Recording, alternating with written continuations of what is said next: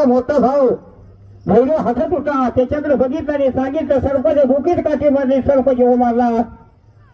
1 वर्षाच्या तुझ्या बोकीत केलं पडत्याल 7 दिवसात मला बघितलं. मोठ्या भावाला हिसाब दिला. बरं वाटत कोठल्याला एका हालत की लटा लटा लटा हालत होती. काही बोलत आणि काही नाही. का तर भगवंताने याला वाचा सिद्धी दिल्या. तिला माहित होत बाळूमाने सांगितलं होतं, माझं लग्न कच्चेला तर मुस्क पाणी करून वच्चेला. मामाच्या लग्नातच गंगोताना होळा संपला होता.